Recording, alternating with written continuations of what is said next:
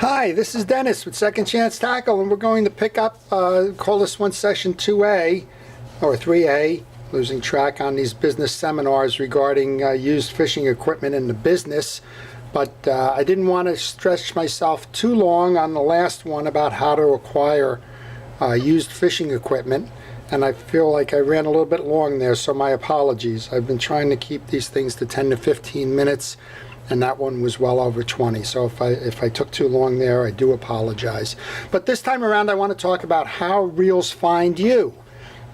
We talked the first segment about how to find reels, and we covered things like going online, traditional retailers that are having clearances or blowouts, going to flea markets and fishing shows and using distributors and wholesalers and some other things. This time around, I want to talk about how reels find you, or at least how reels find me, and I trust that they'll pretty much find you as well. So, as I mentioned, I've been in this business for over 20 years now, sharing my experiences. I'm not saying that all of these will be typical out of the start for you, but I will tell you that they will happen, and to keep your eyes open and to see just how it works. So once you decide what business you're in, and we talked about that in the introduction, where you want to play, and you start narrowing your focus down. And again, I mentioned my focus is on pretty much on saltwater fishing here on the Atlantic seaboard.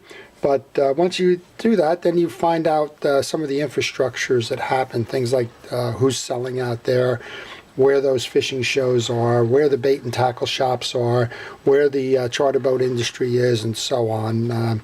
And you start to interface with them, and you start to build your network over time. So let me show you a couple of the things that have happened to me recently, and see if you can draw parallels and figure that out. So one of the sources for used reels are my customers.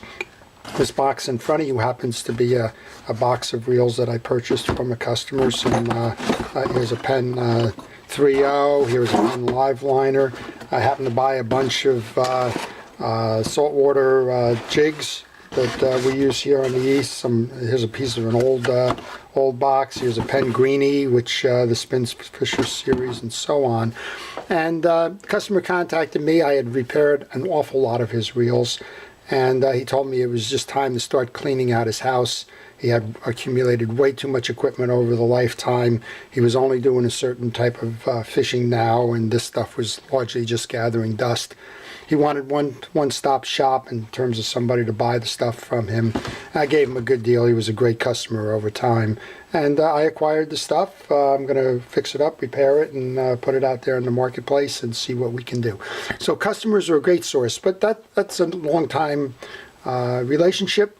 Let's talk about the one-off. So you're going to sell a reel at a flea market to a customer who you start having a conversation with, sort of like, what kind of fishing do you do? Why are you going to use this? Who's going to use this reel? Maybe even trying to sell them something like I showed you in that other video there about maybe a pair of pliers or a tackle bag or something else that you might have that would complement the sale. I always ask, so if the customer tells me, well, I want to upgrade my equipment, well, that should be a trigger to you that there's equipment there that he's not going to be using any longer. And I always offer, if they're interested, why don't they bring their equipment by, and I'll be happy to look at it. If they want to sell it, I'll be happy to offer them a fair price. So customers that you run into either in the selling side or customers that come to you, reels find you, right? And that's kind of the subject here. When I go to shows, we'll get this out of the way. When I go to shows, I'm always doing two things. I'm buying and I'm selling. When I'm selling, I have a sign out that says, let's see if we can get this focused. Yeah, there we go. I rebuild and repair fishing reels. I also have another sign underneath that I didn't grab, which says, I buy used and unwanted reels, broken and unwanted reels. And oftentimes customers will come up at the show. We'll have a conversation about what they've accumulated, what they're not using any longer, and we'll see what we can do with those. So here's an example. This one was kind of an odd one, but it came up the other day. Customer came to me and said, I have a whole bunch of parts that I've accumulated. I was a damn Quick fan. Quick being a German manufactured reel. It's discontinued. you can tell that he took care of it, that he's got everything labeled here in terms of what those pieces and parts were, bagged and cleaned. And he said, I just want to put them back into circulation as somebody who might be able to use them. So I'm always open for them. You can't find these parts anymore. And we agreed on the price, and we were able to work on those to the benefit of both of us. So whether it's customers coming to you, I put cards out at the show. I always advertise my business. I would tell you, if you're getting into this business, one of the first things you want to do is you want to get a business card. And Vistaprint has them. They're like $9, right? Everybody's seen those ads out there. And here's just a few. I'll just lay them out here. But the good thing is, if you have a business card, people know how to contact you. And what I find is that people will call me up and we'll have a conversation about fixing a reel. Maybe we'll have a conversation about them getting rid of their reels. The most recent one, interestingly enough, I gave a card to a fellow who had a reel. It was an Okuma Titus. He had asked me to repair the reel because he was going to go down to see a friend in Panama. And he took my business cards and he posted them on the local boat club corkboard. And I've got 2 calls from the boat club about repairing fishing reels and the like. So I would encourage you, if you can and you're serious about the business, go spend the $9.99 with Vistaprint or any of the other online services out there, and see if you can't generate some business that way.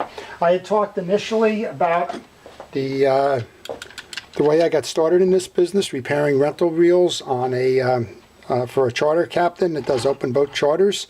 And that captain calls me during the fishing season probably twice a month with about 15 to 20 reels that need to be repaired. So the reels find me, right? Now, not only that, but he also passes along my business card to customers who may break a reel on the deck while they're fishing, and they want to know where they can get that thing repaired. So those are all examples of how reels find you. Ads. I mentioned searching ads in the local town shopper or newspaper. I don't do this personally, but putting ads in there that says I buy used tackle or I buy used fishing equipment, I'm sure certainly is productive because I see ads all the time and they're about that sort of stuff. Here's one for you. The medium I'm using right now, YouTube. So I've put these videos up. And believe it or not, I've been contacted by folks that say, hey, I have a bunch of reels here I can't fix. Can you fix them for me?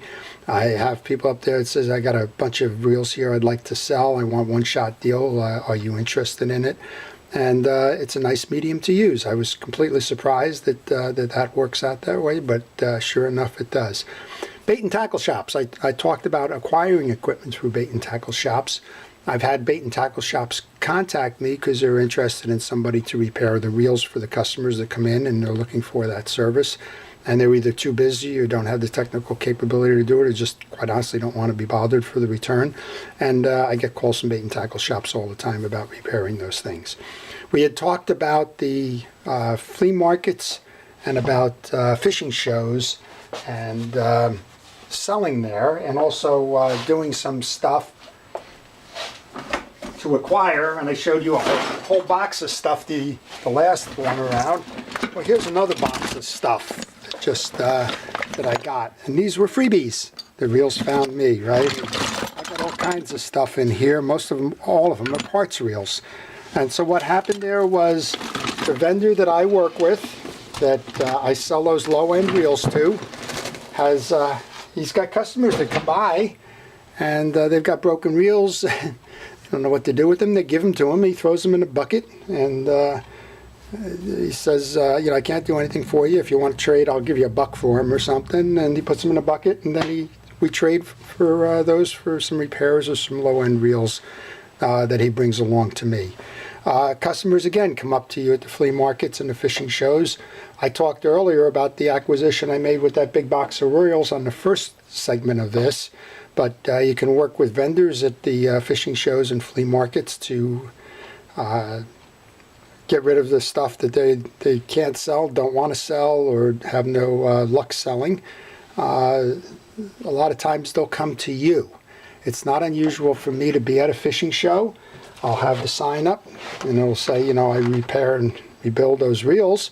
The customer will come by to me and say, you know, I've got 5 old reels. I kind of had them when I grew up. I don't use them. They're collecting dust. Can you help me, right? And I certainly do, right?